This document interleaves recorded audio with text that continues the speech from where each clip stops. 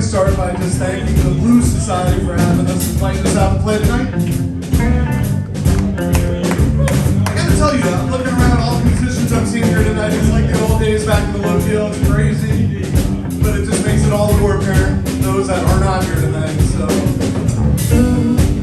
this is for them. Many years ago, Dan and I went out to Low-Keel, signed up on the list, got put on the stage with Tommy Dawes, Morley Wah, Tony Formica. That night turned into years of playing together.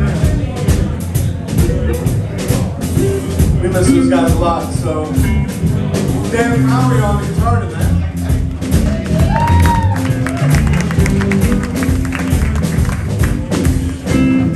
Tommy Dawes on the drums.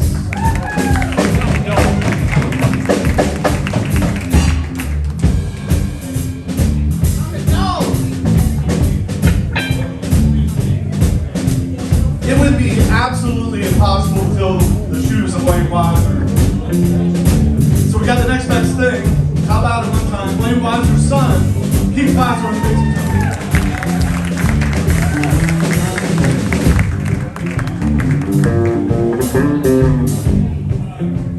We thought we started tonight by playing one. On today's episode of PJ and the Beard, you may wonder why I'm holding a 1979 Les Paul Custom, affectionately known as the Harrington Burst.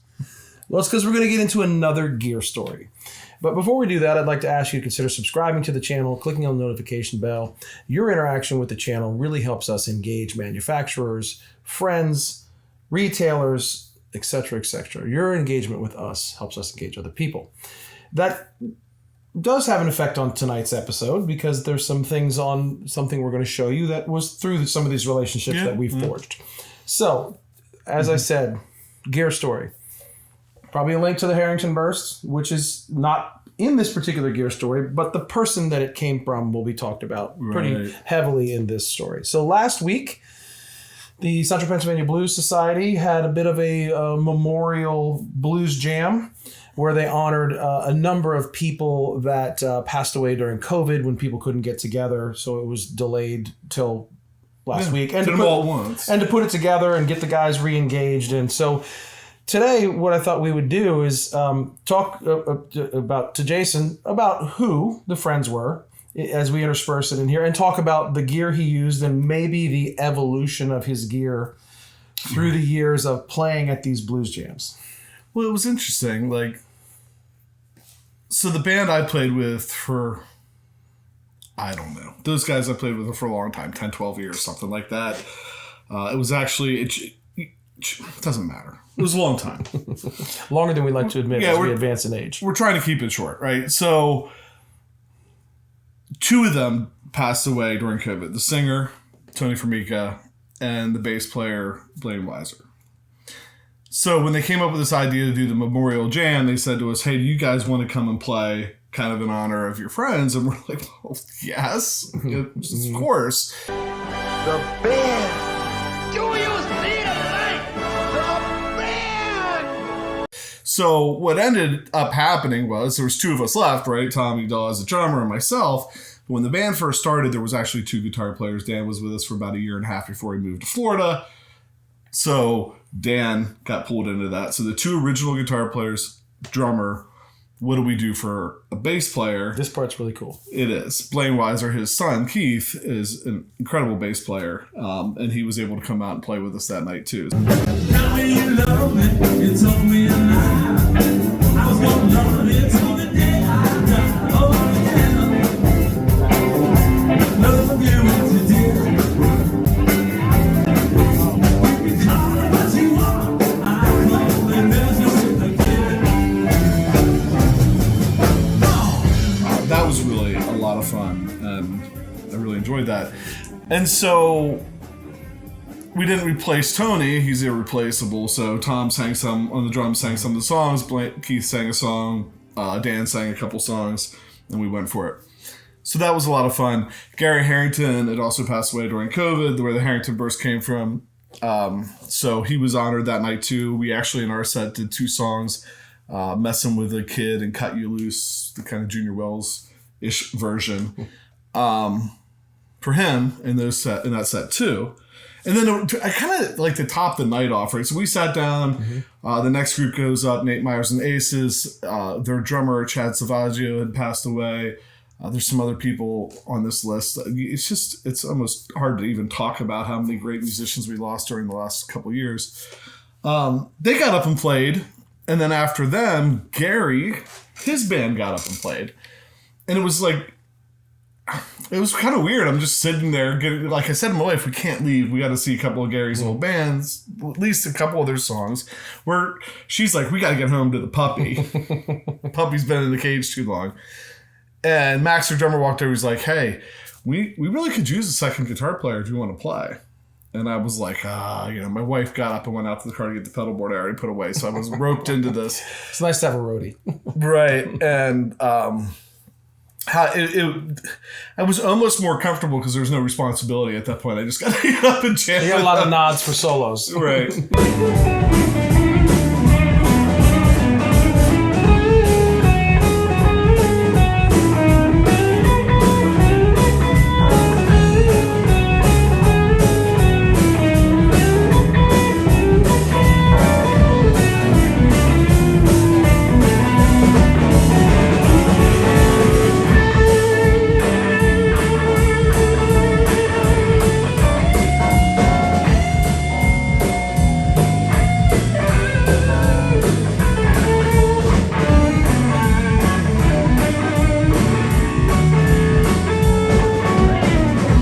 So that was really cool. A lot of really great players in that group too. So it was a pretty cool night.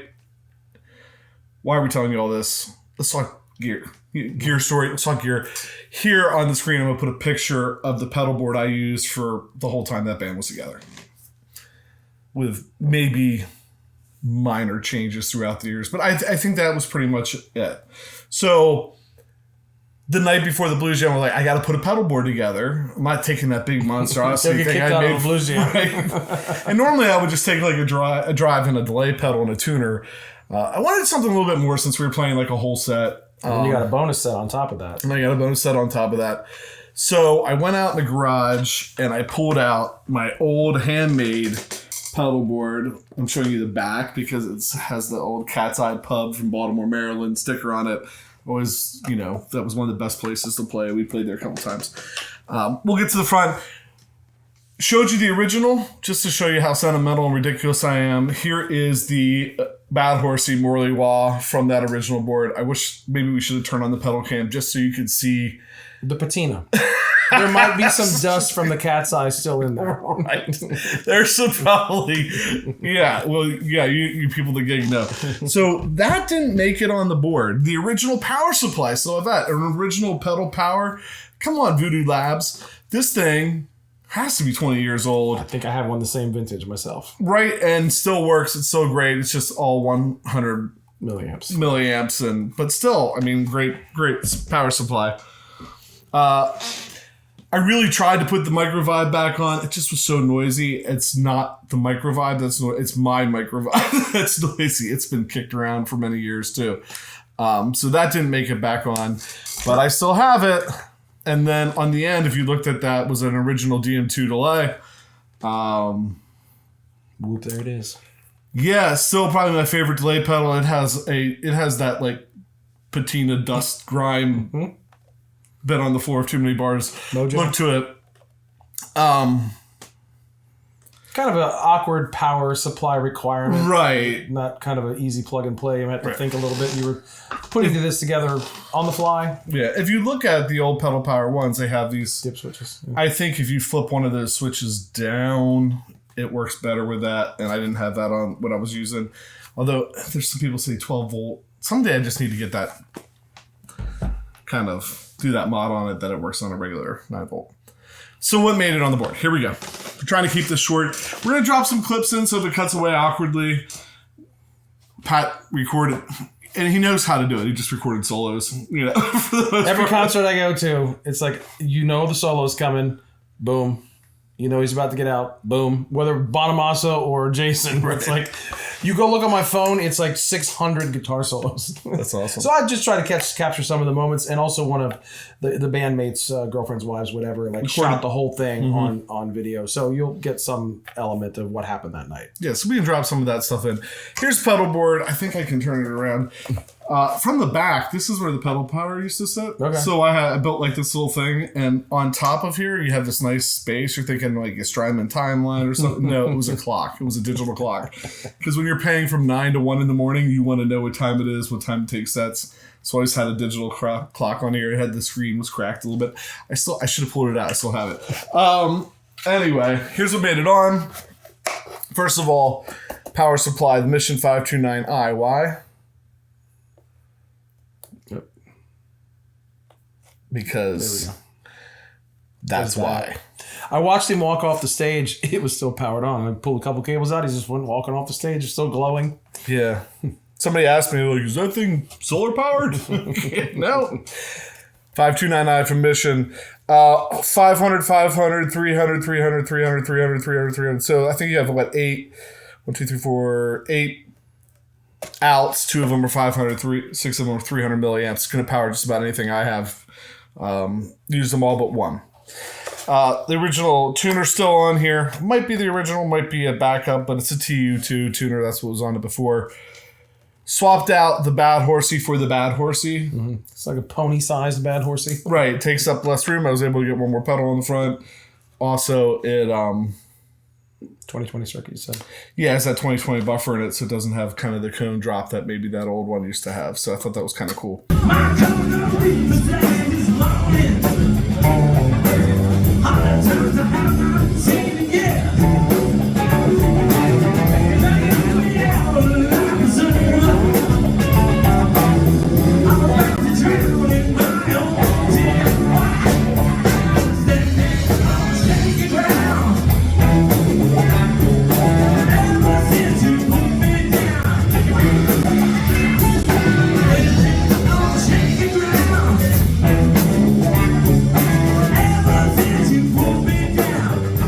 OC2 from Boss. I haven't had this pedal on a board for a long time. I stepped on it once or twice that night. I was like, man, it's fun. Yeah, they're cool. I have an original one as well. That they don't track bends super well. At least my original one didn't. But you played that. It was really cool. I should have known, but he was playing something. I'm like, there's octaves on there, but I knew you didn't have like the Believe or something on there. Yeah. Turn the blend all the way up. Octave 2 all the way down. Bring octave 1. Octave 1. The 1 octave down into taste, and it just thickens things up and gives it a really cool sound.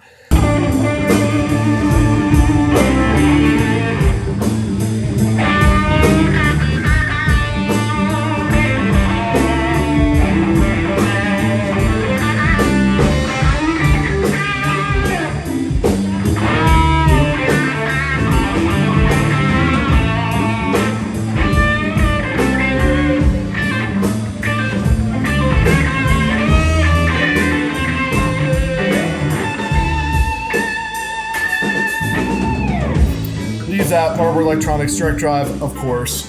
Micro Vibe normally would have been here before the drive. I like Vibe before the drive, but since it's not there, this isn't the one on the. This is actually an earlier one, right? Than the one that I normally use. That one's on the other pedal board, so Dave's probably like, "Why aren't you putting version 4 on there?" Right, there's version 4 there. There's another version back there. We keep version 4 on the demo board, Dave, and. Just to prove it. Actually, he knows. It's right there. He knows because when you're so used to something, you know where it needs to go. Mm-hmm. Anyway, out of that into the micro vent. That's quite an upgrade. You used it sparingly, but it caught my ear when you used it. When you click it on, it sounds so good. Mm-hmm. It does.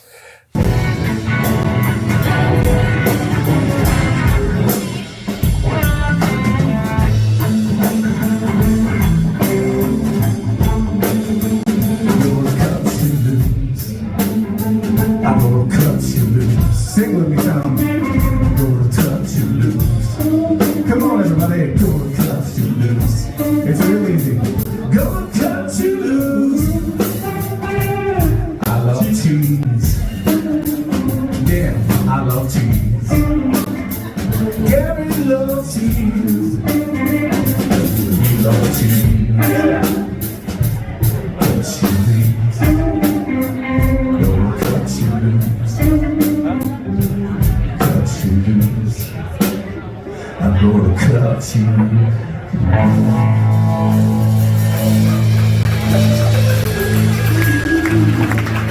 And it was a good one for this because it's so small. I didn't have room to put one of the bigger ones on. Speaking of people that make a bigger a bigger Leslie sound pedal that's really good, Dave Sestito's, I don't even know if you can see these, but Dave Sestito, we could have put the demo, whatever. Dave Sestito's Echo Tour. I think we have a video on almost every pedal on this board. So, except for maybe the original Dark Drive and the Octave. So the Echo Tour from Dave Sestito, what a great analog delay to replace the DM2 with. Fantastic. In fact, any clip I'm dropping in here, if you don't hear Wah, Octave, or Leslie, is all night. I had the Dark Drive. Thank you, the Echo Tour. And then the Keeley Hydra. The most expensive spring reverb ever. Right. I just used for the spring reverb. Didn't hit the tremolo on it all. I needed a reverb. I was plugged into a deluxe reverb. I always think they're too bright. Dave said, go. I always go in the channel 2, so I have the reverb. Dave Barber was like, plug into channel 1. Channel 1's better than channel 2.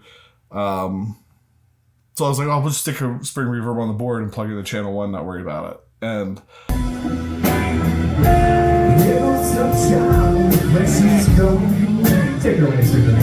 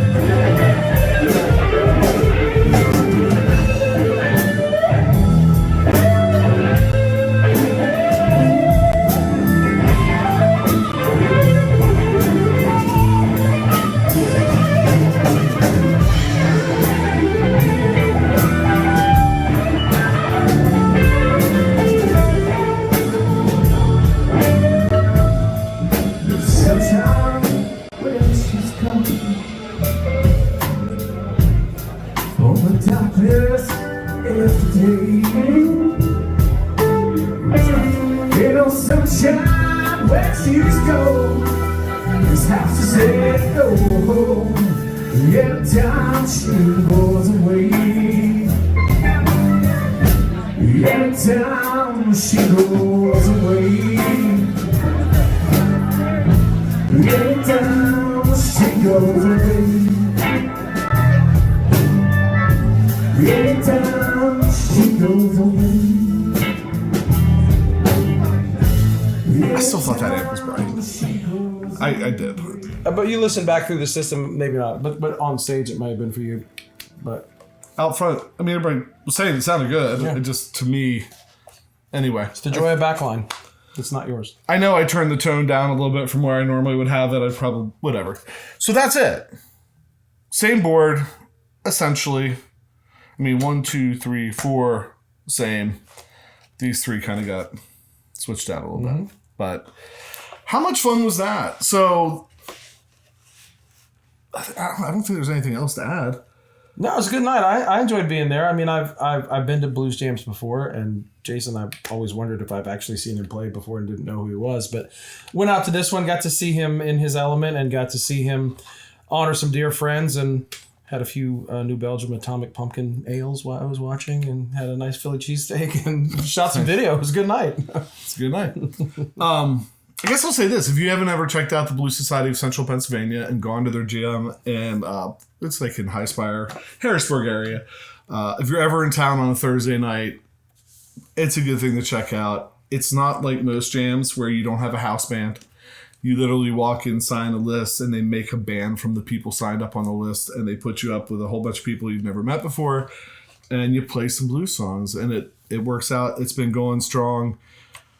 Oh my gosh, I can't tell you what year. I'm thinking 90. 98 or 99 is probably when that blues jam started. So it's been going strong for a long time. I think it's one of the best around. And so check it out. And with that, I don't know. Yeah, I just want to, me personally, I was there. It was great. We wanted to have Jason have a chance to talk about gear and friends at the same time. It was a pretty meaningful night, even though I kind of only knew a couple other people. It was really cool. I think everybody enjoyed reminiscing about their friends, and I think they all probably had a little extra stank on their playing that night to honor them. And some funny stories were told about them. A couple of the people I knew a little bit, so I kind of chuckled, But it was interesting because a lot of the musicians that were there I hadn't seen in a long time. So we're talking guys that were there playing in the early days when I was in my 20s and hanging on every note those guys played and trying to learn as much as I could from them. Having a few parking lot conversations with Mitch Ivanov. Right, Mitch Ivanov or Gary Harrington would take me out in the parking lot and give me pointers. It was a great time. Those guys were late mentors. The one thing that's changed about the Blues Jam, in my humble opinion, over the years, in the beginning when it started, there was no audience per se. It was the musicians that played in a bunch of bands that never got to hang out, coming together to hang out, and the new guys that wanted to learn, getting to hang out with them and learn from them. Over the years, it has turned into a little bit more of a, I don't want to say show, right? But I mean, it's turned into a little bit more of like maybe not so much of a learning experience from guys that are out playing every week. Because who's out playing every week anymore? Who's playing 3-4 nights a week anymore? Because the venues seem to have dried up a little bit. But so maybe one little bit of a change, but that doesn't change how cool it is and how nice the people that are there are. So, yeah, I mean, we could go on forever. These are some of our favorite episodes to make. These Gear Story ones.